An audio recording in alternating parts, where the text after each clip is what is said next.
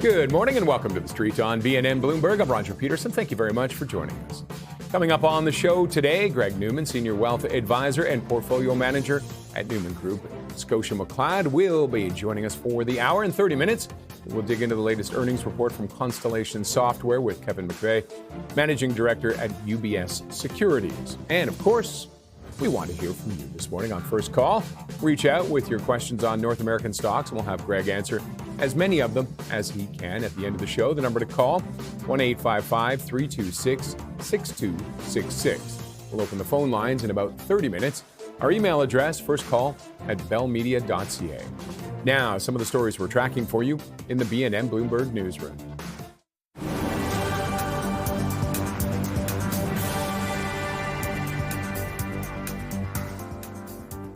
Equinox Gold is buying Orla Mining in a cash and stock deal, valuing the miner at $5.1 billion US.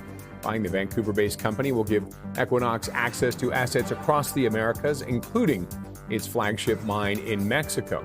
Equinox shareholders will own 67% of the combined firm, and Orla shareholders will own the remaining 33%. The deal is expected to close in the third quarter.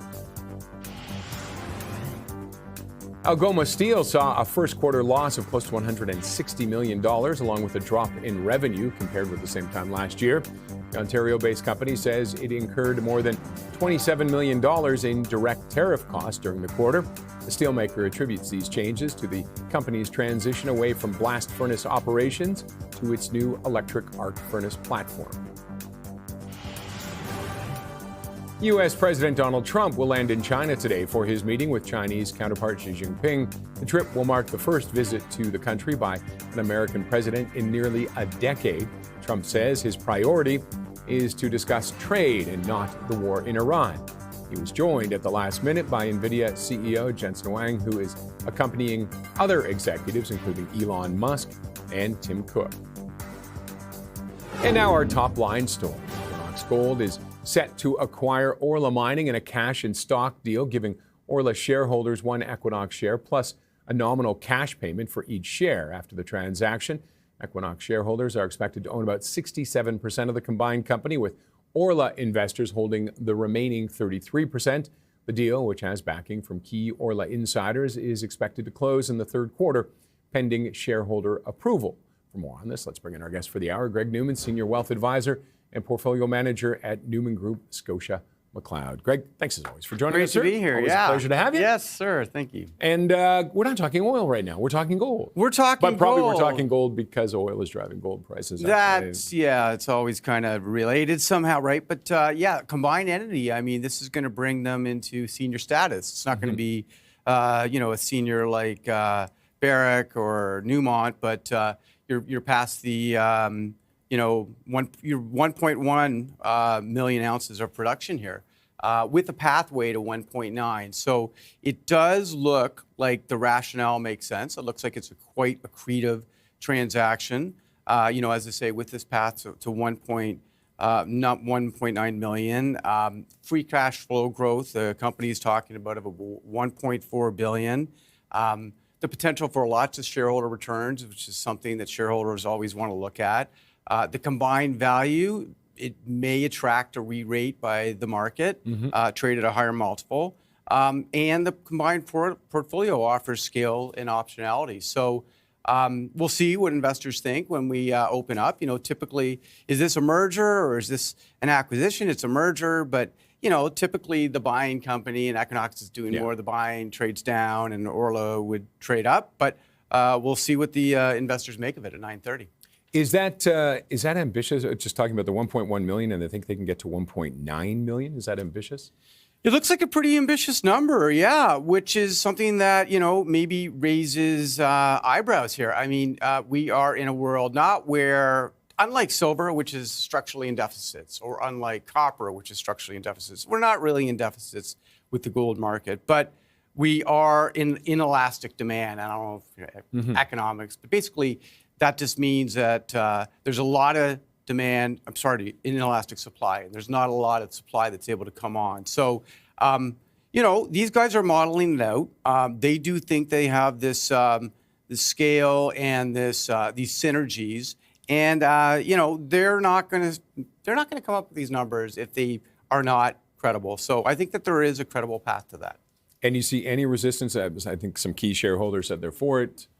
We're going to have to wait and see about that. It looks like it's a pretty good deal to me. Probably will close, but you never know for sure. Yeah. And is this the latest? Are there more, do you think, coming down the pipe? I do think because, of the dynamics of gold. Gold prices are up. It's very hard to build new mines these days. And, supply is very inelastic. So what's the natural thing to do? The natural thing is to buy. So, what are the prices of these miners? Well, silver ones are actually trading at, pretty close to spot. Gold ones aren't bad either. So, I think that this is a theme and a flavor, and we're probably going to see more of it. And I was just reading Darren Hall's Chief Executive Officer from Equinox saying, incredibly exciting day. And this is one of the strongest organic growth pipelines in the sector. And the combined company will, 1.1 million in 2026. And they are optimistic about it. And then what did Orla say? Built on a simple idea, acquire the right assets, develop them with discipline, and operate them well. And that philosophy fits well with what Equinox has built. Sounds like a... Yeah, it does sound good. And, these things always sound good, of course, or they wouldn't do it. But, the jurisdictions of the mining enterprises here are mostly North America, which is also very favorable as well for investors. And did you see any government concerns with this? That's always the question, right? You know what? Not an expert on this particular transaction, but the short answer is, these guys are not that big. That it's not that much concentration. So the short answer is no.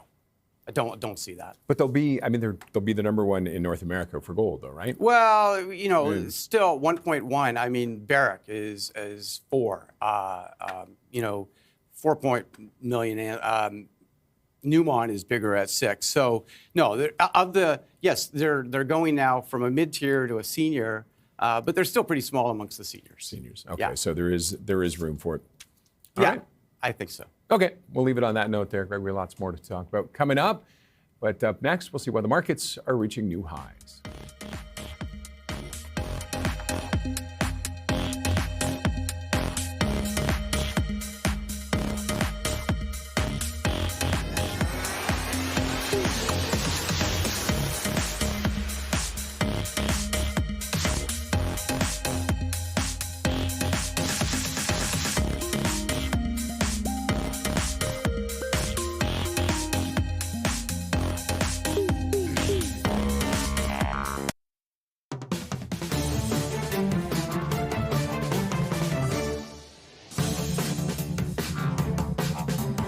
All right, let's see how things are shaping up on the markets. We'll start with the U.S. futures.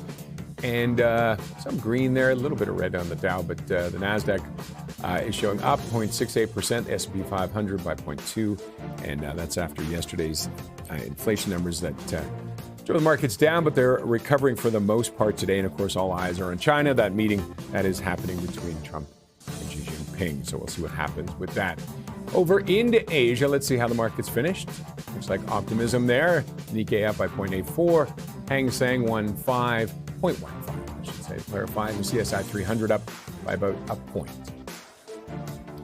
Off to Europe now, a bit of a mixed bag. FTSE's recovered slightly, but now it's still up, but not by a lot, by 1.2. CAC 40 off by 0.27, and the DAX is up by nearly a full point. The TSX yesterday, that was up and down, and then finished the day up by 0.44% in the morning, but up ending the day by 0.44%. Energy leading the way, along with consumer staples, and tech again taking a hit off by about 2% yesterday. Winners and losers yesterday. Arrow Copper up by 10.3%. Aya Gold and Silver by 6.6, 6.7. And going the other way, Abra Silver Resource down by 5.7. And look at Pet Value on their report, off by 14%. Taking a look at metals. Gold up again, up at above 4,700, up by 0.4%. Silver surging again. It's up by more than 2.5%, closing in on $88. And copper as well, continuing that run. It's up by 1.6% to 64. Western Canadian Select yesterday. That pressure with Iran concerns there, it was up 4.6% to 81.43 a barrel. And WTI today, let's have a quick look. It's down 0.33%, but still above 101. Okay, we've seen the markets running hot despite geopolitical concerns. The rally's being fueled by big tech earnings. We'll see what else is driving stocks higher with Greg Newman from Newman Group, Scotia McLeod. Greg, we were just kind of scratching our heads. It's counterintuitive, right? I mean, this market is the Energizer Bunny. And why? I mean, you have breadth that's narrowing. You know, it's not really positive like it was a quarter ago. Mm-hmm. It's around 51%. You got inflation trending the wrong way. We saw yesterday. Odds of a rate hike have gone up a little bit. Consumer confidence is low. University of Michigan, for example, and of course you got the spike in oil prices. So why? Why is this market going up? Well, number one, biggest earning beats since 2021. Yeah. Obviously, AI spending that everybody knows about. All this anticipated productivity gains, that are coming from the AI. The fact that we've also had 75 basis points of rate reductions in the system. So that's juice that's already there. Don't forget the tax refunds that have been coming in that are really fueling people to be able to buy. And I think a lot of people got caught offside and de-risked in March. So they're chasing now. So that's fuel.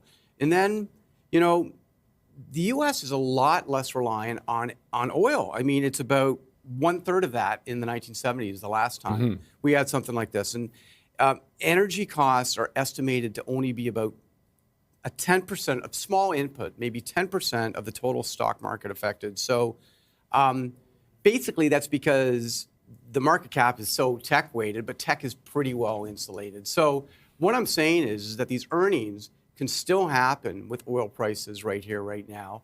And that maybe wasn't so apparent 3 weeks ago or a month ago, and that's why the markets are where they are.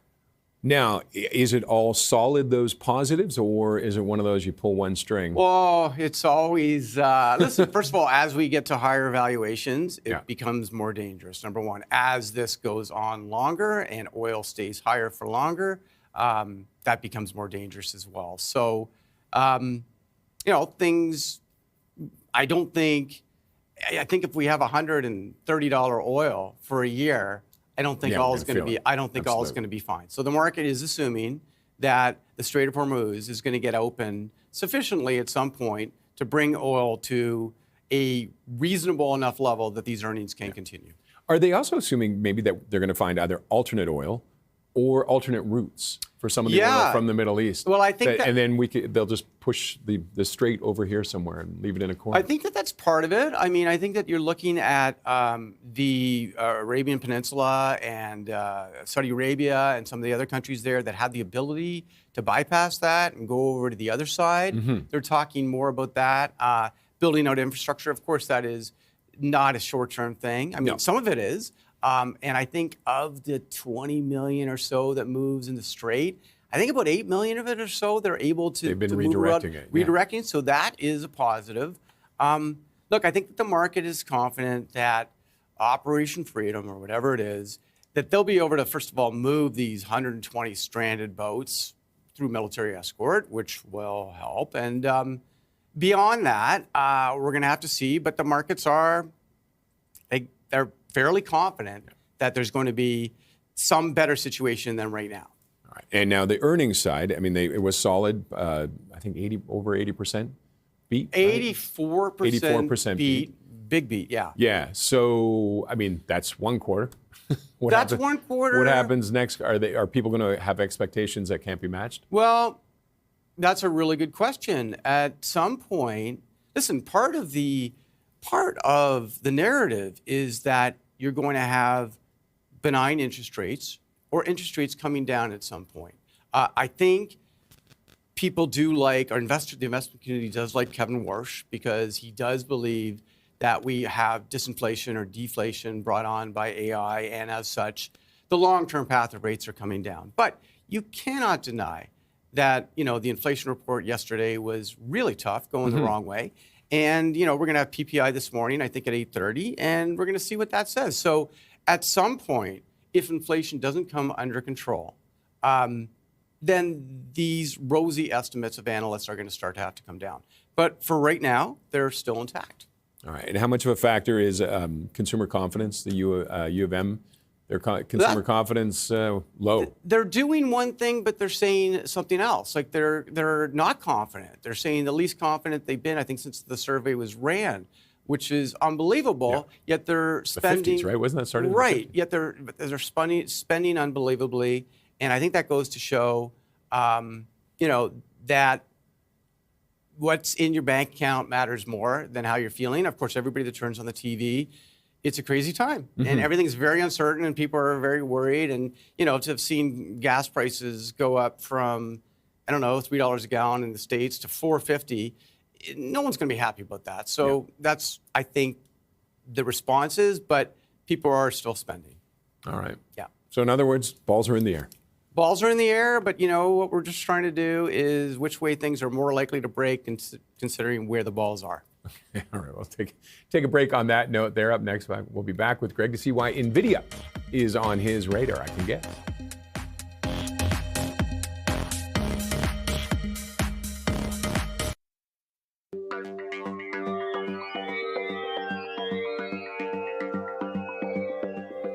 Time to see what's on the radar for Greg Newman, Senior Wealth Advisor and Portfolio Manager at Newman Group, Scotia McLeod. And showing up right now, Nvidia. It's surging, but you still think there's a lot of room? Well, you don't want to kind of floating for a while. Talk about the most obvious thing that everybody's talking about, right? But how can you not talk about it? And this is a stock that I've owned for several years, and about a year ago, talked about how much more upside that it had, and then of course it had that huge jump, and then it just stalled out for a lot of months, and a lot of people thought it was over. And you had people like Michael Burry, buying put options on it in the fall, and he's still talking about that too. He's right? still talking saying about it's overvalued, and you got earnings next week, of course, and it's had this in the last week. It's had this parabolic spike, but a lot of people are talking about this stock, right? And a lot of people are talking about the ascent of Intel and Micron and AMD and move over Nvidia, and there's just the truth is that what we are seeing is very revolutionary. And I know that people are really scared of 1999 and 2000 and JDS Uniphase and going over the top and going to the other side, and that is going to happen at some point. But I think that people, including Michael Burry, don't like being against that guy. He's very smart. He's good at what he does. Makes me very, very nervous. But I think on this one, respectfully, he's wrong. I mean, this is a name that's still trading, even though it's at 220 now, at 19.5 times 2028 earnings and growing at 40% from 2026 to 2029, according to the analyst community. So on a price to growth basis, mathematics, this stock still looks very, very good. Has a lot of room. I think it's got a lot of room, but of course, let's see what the commentary is next week with Jensen Huang when they come out with earnings. And it's not going to be just about these earnings. It's going to be about the color and the forward guidance and everything else. And I'm not saying that there isn't a lot of expectation built in. And I'm not saying that this is a stock that should be owned in an RSP or for the faint at heart. This is a non-registered play. This is a cyclical stock. At some point, you're going to want to get off. And analysts are estimating that, towards 29, that their growth is going to slow, and 30, it's going to slow more. We'll see. They've been doing that for many years now, and they keep enhancing that growth profile because this whole AI build-out seems to be bigger than what people initially thought. What do you think about him jumping on the Air Force One in Alaska? What does that tell you, and how are the markets going to interpret that, do you think? Well, it got a jump today from that. The Boeing CEO is doing the same thing, and it got a jump from that. I don't know that. We'll see. Yeah. We'll see. I mean, like the Trump's bringing everybody. He's bringing all these CEOs, this charm offensive. Maybe he's saying to China across the table, you can have this too if you play ball. I mean, who knows? Who knows what we'll see? I think we got to admit that we've seen things in the last year that have surprised us, right? Yeah. So maybe. So what's one more? Right. Maybe we'll get surprised again. All right. Let's move on. Oil, not really a stock, but oil in general. Well, oil is these days, normally the canary in the coal mine is the 10-year bond. Where that is tells you where inflation expectations are at. That tells you if we're, trending into a bull market or a bear market, cost of capital, how companies are funding. These days, though, a more direct correlation is just the price of oil, because where that is so pivotal right here. And if oil can fall, if we can have a real quick resolution that maybe nobody's expecting now, or something where at least the strait gets open, that oil comes through, and we get down to $80 or $70 oil, that's going to be incredibly good for the market. If oil goes to something bad, 150, 170, stays there, then we have that R word. At some point, that's why it's so important to really see where oil is going. All right, and then you mentioned also yields. The 10-year. 10-year yield. Well, it's been between 4 and 4.5 U.S. 10-year for a long time. If it breaks above 4.5, two things. First of all, investors can get a risk-free yield by switching out of stocks and going into this guaranteed 10-year bond. So it's competition, but also the cost of capital for these companies and all the margin expectations that analysts have does start to change and also the inflation outlook changes. And so Warsh's idea of lowering rates, well, and the rest of the Fed committee, how are they going to do that if inflation's going the wrong way? So where the 10-year is at, and it is very close to 4.5 now, and you don't want to see it break. And if it breaks above it and then comes below it, okay, that's not the end of the world. But if it really marks a turn, it goes above there, then we really have to take notice. Are you doing anything with it if it goes above 4.5? We're not there yet. And, I would say right now the narrative in the portfolios continues to be risk on. You always got to look at where's the bigger risk. And right now the bigger risk has been underinvesting as opposed to, being too much foot on the gas. So that's where we're at right now. But we'll see what PPI says, for example, at 8:30. And if that reinforces yesterday's pretty bad number, that won't be good. All right, we'll leave it on that note there. When we come back, we'll be looking at shares of Constellation after the company posted revenue as a beat in the first quarter. We'll break down those numbers when we come back.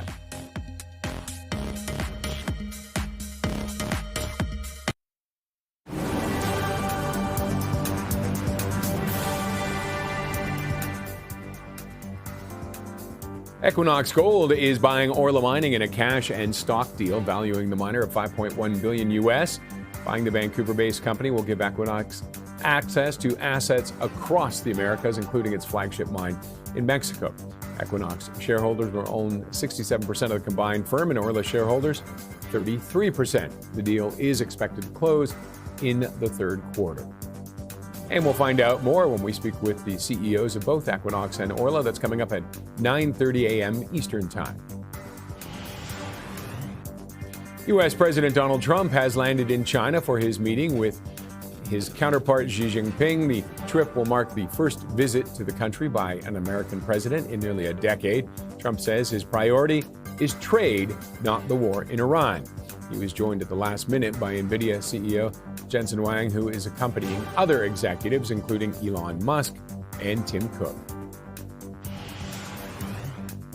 Alibaba saw its first operating loss in its latest quarter since 2021. Revenue for the same period grew, but came in lower than expected. Among major Chinese tech firms, Alibaba is one of the biggest spenders, with a pledge to spend about $53 billion US on AI over 3 years. China's top AI firms are facing increasing pressure from investors to translate their AI expenditures into lucrative returns. And a quick look at the markets right now. An interesting little turn there. The S&P 500, you can see the Dow off by 0.5 point. NASDAQ still on the green side, 0.4. And the S&P 500 now off slightly. It's pretty much a wash right now. Well, we'll see if Constellation Software shares rebound today after the company posted a 20% revenue increase compared to the same quarter last year. The increase is mainly due to growth from acquisitions. Here to break down the latest earnings is Kevin McVeigh, Managing Director at UBS Securities. Kevin, thanks very much for joining us. Thank you for having us, Roger. It's a pleasure to be here. Okay, what numbers stand out the most for you in this report? I think exactly what you alluded to, the revenue beat, as well as the increase in revenue growth. They grew 20% year on year, total revenue growth. As important, the organic growth was 6%, and that's the second consecutive quarter of 6% revenue growth, which is an acceleration from the 5% the company's historically enjoyed. And Roger, that's really, really important given all the concern around AI and the potential disruption across these software names. What we continue to see is continued execution across Constellation. I'd also highlight that it's the strongest revenue beat they've had since the fourth quarter of 2023. So as the market continues to be concerned about, Constellation and software more broadly, we continue to focus on the stocks that continue to execute, and we think Constellation's well positioned to weather this uncertainty near and longer term. So Kevin, the amount of acquisitions in this last quarter was certainly robust. What are they guiding to going forward and in the pipe for next quarter? Similar kind of cadence, or more or less? More, and I think it's a terrific question. It's an important point. So they've committed to upwards of $800 million in the next quarter. That's up from $700 million in the quarter they just reported. But bear in mind, that's up from $100 million the quarter before. And I think it's a really important point because what it implies to us is increased confidence in the outlook of what their clients need. And, Constellation's been a story that's been a terrific capital allocator over the course of time. When you think about that average revenue growth of, 21 to 25%, the majority of that's been inorganic, about 20%. And then again, the organic contribution about 5%. So they've been a very, very efficient capital allocator. And what's really important about Constellation relative to the acquisition and other concerns across the industry are, the core organic growth is 5%. So 3% volume, 2% price. That's a very big contrast to other software companies. And, they've got the free cash flow to continue to acquire at pace. And we think it's just very uniquely positioned in a post-Gen AI world, given the value they add to their clients. And with this, you mentioned software's taken a beating over the last little while. Is this them seeing some good opportunities? And do they have reason to be confident about that they can grow these? No, Roger, terrific question. We think so. And what you've seen them do is have a really efficient capital allocation strategy where it really fits into one of three buckets. They either acquire small, niche companies at $15 to $25 million on average, and that implies about 1x revenue. And then in times past, what they've done is taken sizable equity positions in public companies, typically around the 50% position, companies like Lumen and Topicus, and more recently have engaged in a permanent structure where they take 12 to 15% equity positions, and the most recent one being Sabre. And it's been a terrific strategy for them. And, what we've seen them do is commit a little bit more to the public markets. And I think a lot of that is born of the fact that there may be more valuation opportunity in public markets, given some of the dislocation that's occurred as a result of the AI concern than in the private markets. Just, the private markets obviously don't have as much pressure from the day-to-day volatility of the market. And, they've been prolific capital allocators, and we fully expect that to continue. And one of the bull cases on the stock, because pre-AI, there was this perpetual concern, could they continue to acquire at pace? And what you've seen them do is be very, very innovative, and continue to take advantages of dislocation and, capital and really re-engage.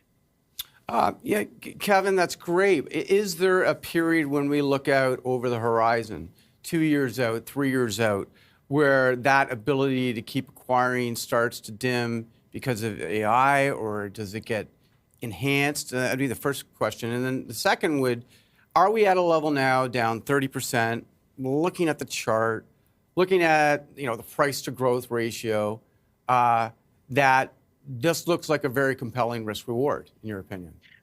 No question. And one of the things we focus on with Constellation and what you see in the market do and why we think it creates a lot of opportunity is just wholesale revaluing of sectors. And I think we're at the point where you're starting to see the market start to differentiate a little bit where some of the true winners will be.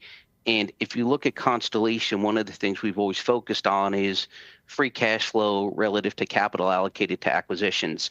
And when you look at that number, you've seen that spread actually widen. And to us, that's a very bullish indicator because what it implies is they can continue to acquire at pace. And to the point earlier, we do think there's a real opportunity for them to be even more efficient from a multiple perspective, given the halo effect of the concern that's been perpetuating across the market. The valuation, we fully agree with that. One of the things we've also seen across the market is the market reset the valuation from an implied free cash flow perspective. And if you look at Constellation today, the stock's implying 6.5% from a free cash flow perspective. If you put that through the Holt lens at UBS, our colleagues do a lot of terrific work. The stock is implying 6.5% longer term growth, right? That's as opposed to what they put up in terms of 15 to 20% longer term. So the level of fear and disruption in the stock is really at levels we haven't seen. And one of the other things to keep in mind with Constellation, it's a subtle point, but what's really important is they don't have stock-based compensation. So if you look at most software companies, about 1,500 basis points of their EBITDA add back is stock-based compensation. So if you factor that in, the valuation looks that much more compelling because it's just a very clean EBITDA, very, very clean free cash flow story that's going to be able to take advantage of some of the opportunities the market's presenting right now. All right, Kevin, we got to wrap it up there, but thanks very much for joining us.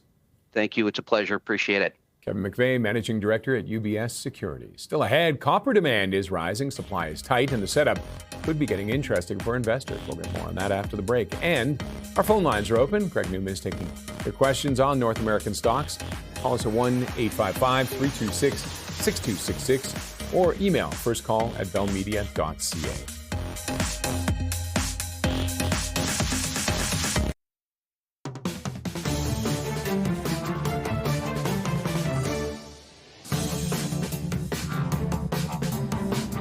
Copper demand is being driven by AI data centers, electric vehicles, and the push toward a greener economy. We'll see whether the commodity still has more room for upside. We're back now. Greg Newman from Newman Group, Scotia McLeod, to talk copper. It's up, and it's been on a nice little rally over the last couple of weeks, hasn't it? Super nice rally. And you've got all these demand factors. You've got AI data centers. You've got electric vehicles. You've got a greener economy. Yet supply, we've seen a decade of declining CapEx.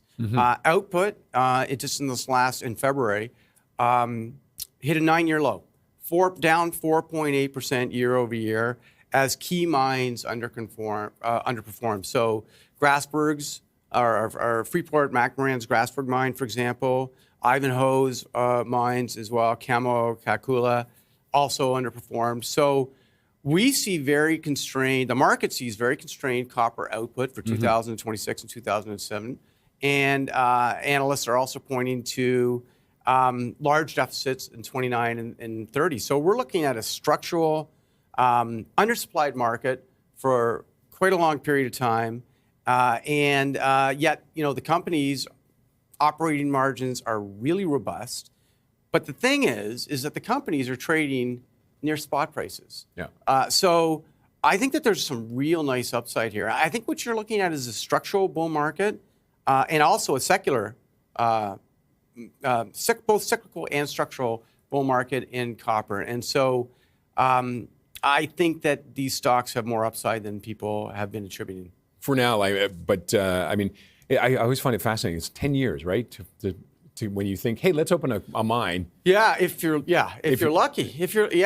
And then it actually opens and starts taking copper out of the ground or taking anything out of the ground. That's right. I mean, if we're running low on those, where's copper coming from? Or are there any alternatives to copper? There's nothing really, is there?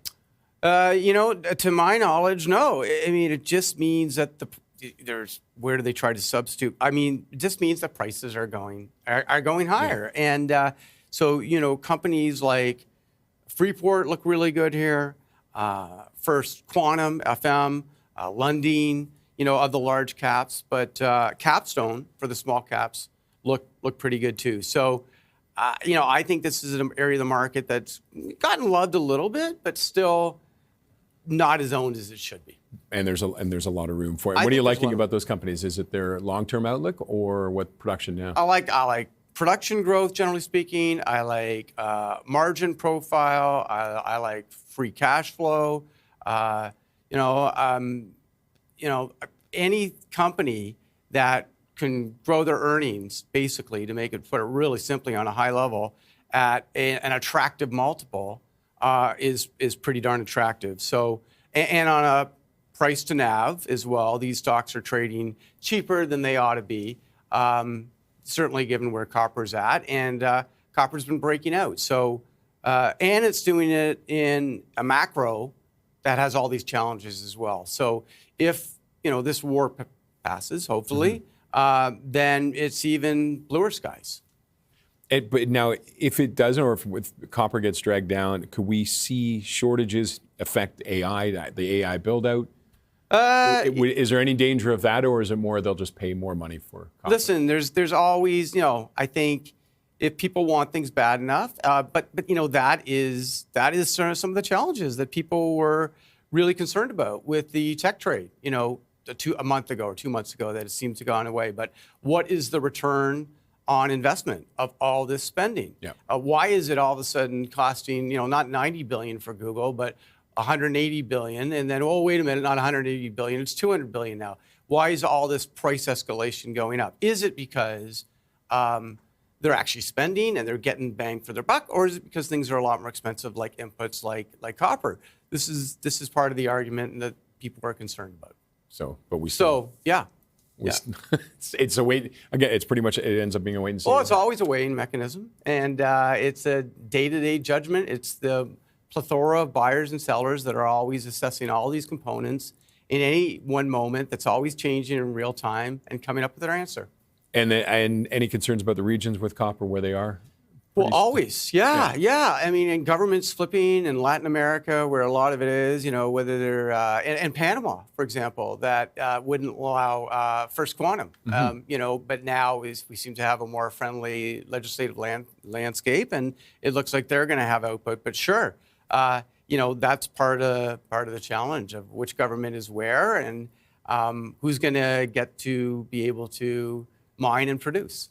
All right, we'll wrap it up on that note there. Still ahead, we'll take a look at some of the notable analyst calls and recommendations moving the markets, including an upgrade on exchange income.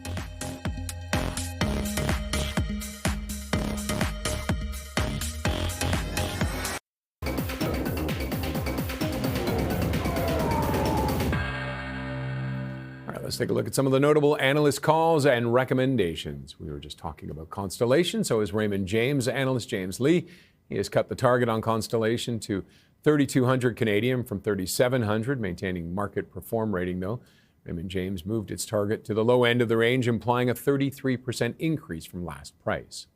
Stifel has cut the target on Pet Value to $23 Canadian from 32, maintains a buy rating, new PT implying a 35% increase from last price. Now yesterday, Pet Value reported earnings that trailed and sales that topped estimates for the quarter.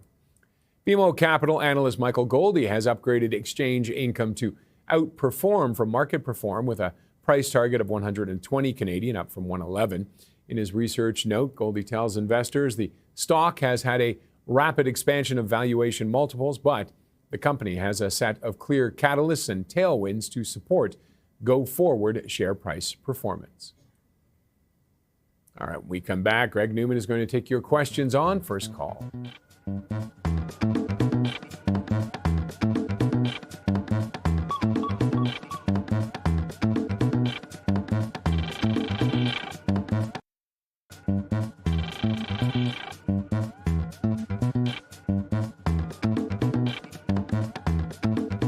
All right, time for First Call, and for that, we are going all the way to Mountain View, California. Alfred, how are you? Yeah, good morning, gentlemen. I would like your guest take on Berkshire Hathaway, medium and long term. The stock has been trading in a sideways pattern for a while, and I'd like to know your guest's opinion. Thank you. All right. Thank you for that. Well, it's super early in the morning right now in Mountain View, California, It is, right? 5 a.m.? 5:40 a.m.? Yeah. What is it? Goodness, 5:50. thank you for your phone call.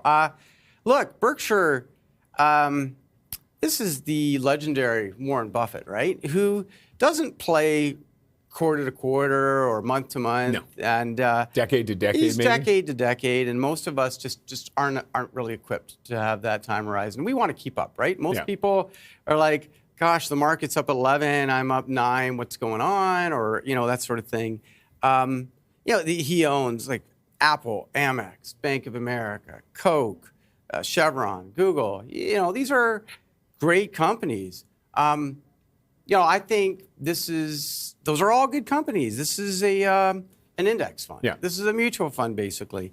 I think it's fine. I think if you're looking for, to make money in the next week or two, or if you're maybe not Berkshire Hathaway, this is right? probably not your cup of tea. If you're looking to, outperform the market in the next year, maybe not. But if you're looking for really intelligent capital, long term, you're not going to go wrong. No. So, and I think you're Even with the new boss? even with the new boss, I think it's unbelievable to me that Warren is, how old is he? 95, 96, I think. Yeah, and he's still active, Yeah. and he's still incredibly lucid. So he's still got his indelible imprint on everything there. And so I think if you had to buy one holding in the market, this would be one of them. This would be one of them. Yeah. And what did I see? He's averaged 20% over 60 years? It's something like that? It's stunning. And, you look at, a lot of those returns, I think, came from Chevron, actually. But, he will underperform for years. He will be called yesterday's man for years, but somehow just his basic common sense seems to, has proven to have won out. And I think there's a lesson for everybody in that. All right. Let's move on to an email from Katie. What is your guest's thoughts on Microsoft? It's down 15 to 20% from the high. Is it a good entry point for a year hold? So I do think so. I mean, what's bad? I mean, you've seen concerns that Azure is unlikely to accelerate. People are saying that Copilot here is underwhelming. Maybe OpenAI isn't doing as well as Anthropic. Risk of higher CapEx. But I think management is, they're telegraphing, they see Azure acceleration. I think that you are seeing Anthropic and OpenAI trade places back and forth, each with upgrades. And for the moment, it looks like Anthropic might be, the winner. But I don't think it's going to stay like that. And they're both spending a ton of money, and they're both part of the AI revolution. And my goodness, if you can get Microsoft at a PAG of close to 1, which it is now, growing at around 18, 90%, trading around 21 times, take it. So I've been buying it here. I've been buying it most recently on the dip towards like 380, 385. And I think you're going to be fine with it. All right. Let's move on to an email from Paul. It says, your guest's opinion on Vermilion for a 2-year hold. They have a mix of assets, Canada and European Brent pricing for their oil and gas. Why is this stock stuck in a range? So they did have very strong production in Q1, and they are adding a strategic bolt-on in Germany. You're right. I mean, they have assets in Canada that are doing fine, and pricing of the commodity in Europe is even better. I guess it comes down to EV to discounted adjusted cash flow, which is reasonable relative to its peers, but it hasn't always been the most consistent performer. And it comes down to balance sheet. You know what? All those things set up fairly well. But is it as high quality as a white cap, for example? So you got to ask, who's it competing with, and who might be a little bit better? So I think that others are higher quality, but VET is okay. And I don't think that stock price shows that it's stalled. I mean, it's had this really nice run. They don't go in a straight line.